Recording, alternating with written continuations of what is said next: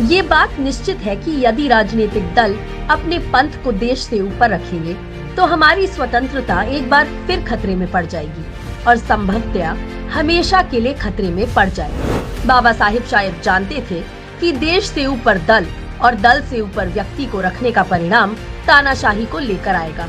इतना ही नहीं, बाबा साहिब शायद आने वाले समय की चुनौतियों के बारे में भी अनुमान लगा पाने में सफल रहे होंगे। जो उन्होंने संविधान सभा में ये कह दिया कि कौन कह सकता है कि भारत के लोगों तथा उनके राजनीतिक दलों का व्यवहार कैसा होगा। जातियों तथा संप्रदायों के रूप में हमारे पुराने शत्रुओं के अलावा विभिन्न तथा परस्पर विरोधी विचारधारा रखने वाले राजनीतिक दल बन जाएंगे। जब बहस के दौरान बाबा साहिब ये बात कह रहे थे तो वो इंगित कर रहे थे कि जाति और धर्म की बुराइयों से हमें बचकर चलना होगा।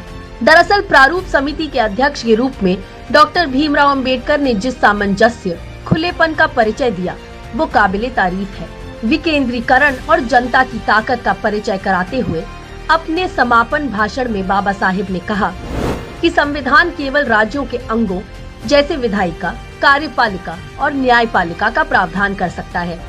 राज्य के इन अंगों का प्रचालन जिन तत्वों पर निर्भर है वह है जनता और उनकी आकांक्षाओं तथा राजनीति को संतुष्ट करने के उपकरण के रूप में उनके द्वारा गठित राजनीतिक दल। अब हमारे आपके लिए सोचने वाली बात ये है कि क्या वर्तमान में सत्ता के शीर्ष पर मौजूद राजनीतिक दल जनता की आकांक्षाओं को पूरा कर रहे हैं या कि फिर संविधान पर हमला करके चुनी हुई सरकारें तोड़कर संसद में बिना चर्चा के फैसले थोपकर बाबा साहिब की चिंताओं को भी धुएं में उड़ा रहे हैं। और ये सोचने की जिम्मेदारी हमारी आपकी है और संविधान सभा में बाबा साहिब के शब्द कि हमें अपने खून की आखिरी बूंद तक अपनी स्वतंत्रता की रक्षा करनी है को हमें अपने जहन में हमेशा जिंदा रखना है और अपने पूर्वजों द्वारा खून देकर, पसीना बहाकर कमाई गई आजादी को सुरक्षित रखना है। जय हिंद।